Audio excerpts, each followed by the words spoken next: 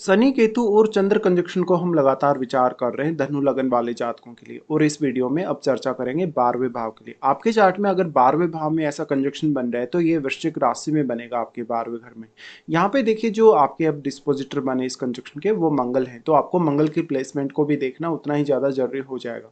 यहाँ पे शनि केतु के साथ मिलकर वैराग्य योग या वैराग्य युति बना रहे हैं। अगर आपके चार्ट में शनि मान लो वक्री स्थिति में है, उस स्थिति में इनका जो प्रभाव है वैराग्य योग का वो और भी ज्यादा बढ़ने वाला है। शनि चंद्रमा के साथ मिलकर विष दोष का भी निर्माण कर रहे हैं, दूसरी तरफ केतु और चंद्रमा के यहाँ मिलने से ग्रहण दोष का निर्माण हो रहा है। ऐसा कंजक्शन है तो जातक मानसिक तौर पे उतना ज्यादा स्टेबल नहीं होता।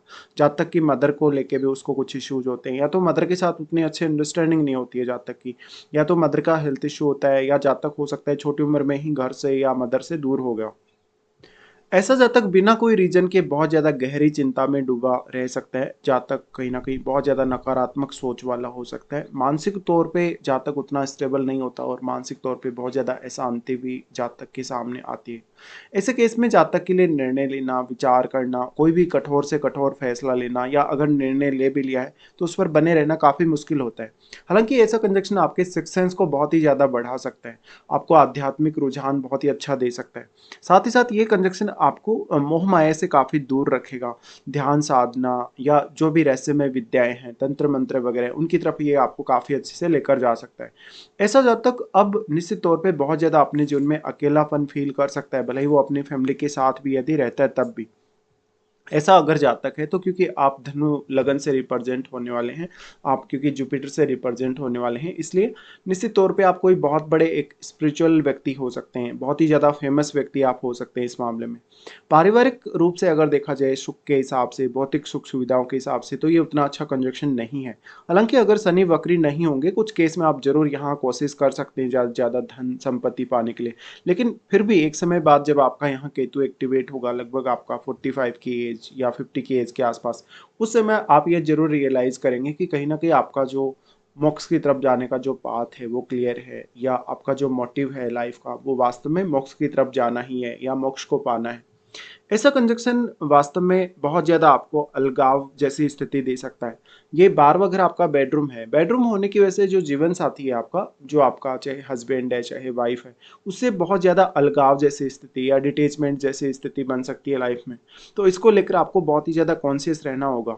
इस प्रकार का कंजक्शन है तो जातक अपने जो जन्म स्थल है उससे दूर जा सकता है, विदेश जा सकता है, विदेश में इवन वो सेटल भी हो सकता है। लेकिन जातक कहीं ना कहीं अगर विदेश जाता है, अगर अपना घर छोड़ता है, अगर वो अपने माता पिता को छोड़कर कहीं दूसरी सिटी में भी अगर जाता है तो वो ज़्यादा अच्छा फील कर सकता है। जातक अब अपना अकेला समय जितना ज़्यादा वो जीवन में बिताएगा उतना ही ज़्यादा उसको कहीं ना कहीं जो रियलिटी है लाइफ की वो रियलाइज होगी। अब देखिए क्योंकि जो 8वां घर है यहाँ पर चंद्रमा नीच के हो गए, और चंद्रमा क्योंकि वो अष्टम के स्वामी होकर आ रहे, तो यहाँ पे सिक्स सेंस बहुत ज्यादा मजबूत होता है ऐसे जातकों का, दूसरों का माइंड रीड करने में, कोई भी रिसर्च जैसा कार्य करने में, आध्यात्मिक कार्य करने में ऐसे जातक बहुत अच्छे हो सकते हैं। अब क्योंकि यहाँ केतु उच्च की स्थिति में है, ज्यादातर जो हैं स्थितियां उनमें केतु को वृश्चिक में उच्च का भी माना गया है। ऐसे केस में केतु का जो उच्च का प्रभाव है वो चंद्रमा और शनि दोनों पर ही पड़ेगा। तो ऐसा जातक बहुत ही तेजी से वैराग्य की तरफ जा सकता है, मोक्ष की बहुत ज्यादा तीव्र इच्छा ऐसे जातकों में हो सकती है। फिर ऐसे जातक अगर ध्यान साधना करेंगे, कोई भी सिद्धि वगैरह प्राप्त करने की कोशिश करेंगे, तो इन लोगों को वो बहुत ज्यादा इजीली मिल जाता है। ऐसे जातक जितने ज्यादा अकेले समय बिताएंगे, जितना ज्यादा एकांत प्रिय रहेंगे, उतना ज्यादा वो कहीं ना कहीं स्वयं को रियलाइज कर पाएंगे या उनकी लाइफ में आने वाली प्रॉब्लम्स को रियलाइज कर पाएंगे। ऐसा कंजक्शन है तो जातक लेकिन बहुत ज्यादा कंफ्यूज सा रहेगा। जातक को धन संचय करने, इवन धन कमाने में काफी कठिनाई सामने आ सकती है। साथ ही साथ शनि यहाँ पर दूसरे और तीसरे घर के स्वामी होते हैं। दूसरे और तीसरे घर के स्वामी होने के कारण आपका फैमिली के साथ बहुत ज़्यादा मतभेद हो सकता है, फैमिली से आप बहुत ज़्यादा डिटेच्ड अपने आप को फील कर सकते हैं। ऐसे केस में कहीं ना कहीं बुरे सपने आना, कहीं ना कहीं कुछ घबराहट जैसी स्थिति बनना, मन बहुत ज़्यादा घबराना, या मन में एक डर जैसा माहौल का क्रिएट होना, ये सब दिखता है। देखिए यहाँ शनि चंद्र कंजक्शन जो है उसमें जैसे विष दोष हम बोलते हैं, और जो केतु चंद्र कंजक्शन है इसमें हम ग्रहण दोष इसको बोलते हैं, तो दोनों में बहुत बड़ा फर्क भी है। शनि चंद्र कंजक्शन एक तरफ आपको बहुत ज़्यादा सोचने के लिए मजबूर करता है, बार-बार सोचने के लिए मजबूर करता है। तो शनि चंद्र कंजक्शन की वजह से आप बहुत ज़्यादा ओवरथिंक करते हैं। ओवरथिंकिंग की वजह से हमेशा आप कहीं न कहीं डिप्रेशन में जा सकते हैं। बहुत ज़्यादा ओवरथिंक करने की वजह से आपका माइंड काफ़ी प्रभावित हो सकता है। एक ही एक विषय को लेके मन में बहुत ज़्यादा ऐसे विचार आते हैं, तो एक समय बाद आप बहुत ज़्यादा फ्रस्ट्रेट हो सकते हैं। ओवरथिंकिंग की वजह से आप किसी भी पर्टिकुलर कार्य में जब निर्णय लेंगे तो बहुत ज़्यादा समय ले सकते हैं। इससे कहीं न कहीं आपका फैमिली के साथ रिश्ते बिगड़ सकते हैं। कोई भी प्लानिंग जो आप कर रहे हैं उसको लेके आपको बहुत ज़्यादा कठिनाई फ़ील होगी। यहाँ पे बट जो केतु चंद्र कंजक्शन है उसमें स्थिति थोड़ी डिफरेंट है। केतु चंद्र कंजक्शन में आपको सबसे पहले तो यही समझना होगा कि केतु इस हाउस की पूरी एनर्जी को अपने में समाहित कर रहे हैं और ये स्कॉर्पियो साइन है। जो कालपुरुष के हिसाब से देखा जाए तो 8वें घर का साइन है और 8वें घर को वैसे ये कंजक्शन बहुत ज़्यादा सपोर्ट भी करता है। या यूँ बोल सकते हैं कि 8वां घर कहीं न कहीं इस कंजक्शन को ज़्यादा सपोर्ट करता है। ऐसे केस में जब भी केतु चंद्रमा के साथ स्थित होंगे, तो केतु यहाँ शनि की एनर्जी को भी अपने में समाहित कर रहे हैं और वो चंद्रमा की एनर्जी को भी। तो जातक अपनी फीलिंग से, अपने इमोशन से बहुत ज़्यादा डिटैच हो जाएगा। वो अपनी फीलिंग्स को सही तरीके से ज़ाहिर नहीं कर पाएगा, लोगों के सामने व्यक्त नहीं कर पाएगा।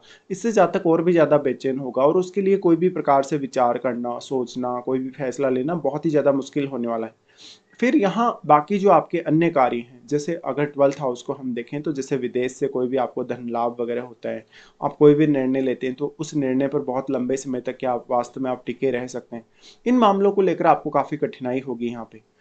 ऐसा कंजक्शन है तो इसमें अगर दृष्टि संबंध के हिसाब से विचार किया जाएगा, शनि का सबसे पहले प्रभाव आ जाता है आपके यहाँ दूसरे घर पे। तो ऐसे जातकों के लिए सेविंग करना उतना आसान नहीं होता, इनके खर्चे लगातार बढ़ते रहते हैं और जातक एक समय बाद अपनी फैमिली से काफ़ी ज़्यादा डिटैच महसूस करता है। शनि अगर वक्री हो गए आपके, उस केस में वो आपके कहीं न कहीं केतु से ज़्यादा प्रभावित हो पाएँगे और उस स्थिति में आप अपनी फैमिली से बहुत जल्दी डिटैच हो जाएँगे, अपनी धन संपत्ति से भी बहुत जल्दी डिटैच हो जाएँगे और एक बहुत ही ज़्यादा वैराग्य की तरह, एक बहुत ही साधु संत की तरह आप जीवन जीने की कोशिश करेंगे। शनि का जो प्रभाव यहाँ पड़ रहा है, देखिए अगर वक्री शनि ये प्रभाव डाल रहे हैं यहाँ पे, तो फिर वो आपके खर्चों के लिए कहीं न कहीं बहुत ज़्यादा खराब स्थिति है। आपकी सेविंग नहीं हो पाएगी, इवन आप बहुत अच्छे से अर्न भी नहीं कर पाएँगे कभी-कभी। तो शनि का यहाँ प्रभाव अगर शनि वक्री नहीं है, उस केस में ज़्यादा बेहतर हो सकता है। शनि आपको बहुत ज़्यादा प्रयास या बहुत ज़्यादा हार्ड वर्क दे सकता है फैमिली रिलेटेड ज़िम्मेदारियों को निभाने के लिए।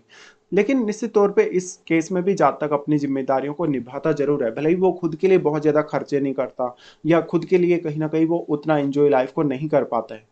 बट ऐसे केस में जब भी एक समय बाद आपका केतु एक्टिवेट होगा, लगभग आपका 45 की एज या 50 की एज के आसपास, तब ये आपको ज़रूर ही रियलाइज़ होगा कि जो भी आपने हार्ड वर्क किया लाइफ में, जो भी आपने मेहनत की या जो कुछ भी आपने पाया, वास्तव में वो एक रियलिटी नहीं थी लाइफ की। लाइफ की रियलिटी आपके लिए ये है कि आप खुद को ज़्यादा से ज़्यादा रियलाइज़ करें, आप मोक्ष की तरफ जाएँ, आप जीवन की वास्तविकता का पता लगाएँ। यहाँ पे फिर जो प्लैनेट आपके सेकंड हाउस में बैठा है, उस प्लैनेट के केस में भी शनि आपको बहुत ही ज़्यादा डेडिकेशन देने वाले हैं, बहुत ज़्यादा डिसिप्लिन देने वाले हैं। तो जो भी प्लैनेट आपका यहाँ बैठा है सेकंड हाउस में, उस प्लैनेट विशेष से जुड़े हुए भावों पर आपको ज़रूर ही विचार करना चाहिए। फिर इनका दृष्टि आ जाता है आपके छठे घर पे, लेकिन छठे घर में आपके राहु स्थित होंगे। राहु स्थित होने के केस में आपको राहु पर बहुत ज़्यादा ध्यान देने की आवश्यकता है, क्योंकि राहु जैसा प्लैनेट अगर यहाँ बैठा है, तो राहु के साथ कोई अन्य ग्रह भी यहाँ स्थित हो सकता है। उस केस में राहु के साथ बैठा हुआ ग्रह, क्योंकि राहु की वजह से काफ़ी मल्टीप्लाई हुआ है, उसकी क्वालिटीज़ काफ़ी मल्टीप्लाई हुई हैं और राहु ने 6th हाउस को भी काफ़ी मल्टीप्लाई किया है। इस केस में जो इनका प्रभाव है वो उतना अधिक नहीं रहेगा राहु पर और छठे घर में निश्चित तौर पे राहु का ही प्रभाव सर्वाधिक रूप से रहने वाला है। तो अब जो राहु है, राहु का प्रभाव स्वयं का यहाँ है और चंद्रमा क्योंकि बहुत ज़्यादा सॉफ्ट है, तो किसी भी अन्य प्लैनेट की दृष्टि से चंद्रमा काफ़ी तेज़ी से प्रभावित होंगे। ऐसे में अन्य जिन-जिन प्लैनेट्स का दृष्टि यहाँ होगा, उनसे भी चंद्रमा प्रभावित हुए बिना नहीं रह सकते। लेकिन क्योंकि यहाँ पर शनिवत ही राहु चलते हैं, तो अगर शनि वक्री ना हो तो ज़्यादा अच्छा है फिर राहु के लिए। अब जो राहु के साथ बैठा ग्रह है, वो अपना बहुत ही स्ट्रॉन्ग प्रभाव आपके लिए दिखा पाएगा, क्योंकि उसकी क्वालिटीज़ या वो प्लैनेट काफ़ी मल्टीप्लाई हुआ है, तो अब वो शनि को, केतु को या चंद्रमा को बहुत ही ज़्यादा प्रभावित करने में सक्षम है। फिर अगर देखा जाएगा तो यहाँ से फिर इनका जो प्रभाव है वो आ जाता है आपके नवम घर पे। ऐसा कंजक्शन फिर आपके लिए स्पिरिचुअल ट्रैवल करने, विदेश यात्रा करने, विदेश में सेटल होने, हायर स्टडीज़ के लिए बहुत अच्छा माना जा सकता है। ऐसा जातक अपने जो भी धर्म, जो भी रीति-रिवाज होंगे, जो भी उनकी कहीं न कहीं जो भी धारणाएँ होंगी धर्म विशेष को लेके, अपनी संस्कृति विशेष को लेके, उनके प्रति बहुत ज़्यादा रिजिड रहेगा और वो बहुत ज़्यादा लॉजिकल भी रहेगा। बहुत जल्दी वो दूसरी संस्कृति या दूसरे धर्मों पर विश्वास नहीं करेगा। तो ऐसा जातक अपने धर्म विशेष के प्रति बहुत ज़्यादा स्ट्रिक्ट हो सकता है। शनि का यहाँ दृष्टि होने से जातक के पिता के साथ उतने अच्छे रिलेशन नहीं होते, या तो जातक पिता से भी काफी ज्यादा डिटेच हो जाता है। साथ ही साथ कुछ केसेस में जातक के अपने जो भी गुरुजन होते हैं उनके उनके साथ काफी मतभेद होने की संभावना बनती है। और अगर शनि वक्री होकर ऐसी दृष्टि डाल रहे तो वो आध्यात्म की तरफ आपको ज्यादा प्रेरित करते हैं। बट शनि अगर सामान्य स्थिति में, अगर वक्री नहीं है, सामान्य स्थिति में है, तब अगर ऐसी दृष्टि डालेंगे तो फिर आपका भाग्य को जगाने के लिए आपको स्वयं ही ज्यादा से ज्यादा मेहनत करनी होगी। और वक्री शनि नहीं हो तभी आप अपने करियर में भी कुछ स्पेसिफिक अच्छे से कर सकते हैं जो भी आप अपने करियर में पाना चाहते हैं। फिर यहाँ महादशा का बहुत ही बड़ा रोल होगा। ऐसा कंजक्शन वास्तव में आप में जीवन बढ़ने के साथ साथ या उम्र बढ़ने के साथ साथ बहुत ही स्ट्रॉन्ग मैच्योरिटी ला सकता है। लेकिन ये कंजक्शन रिश्तों के लिए, पारिवारिक जीवन के लिए, भौतिक सुख संसाधनों के लिए उतना अच्छा कंजक्शन नहीं माना जा सकता।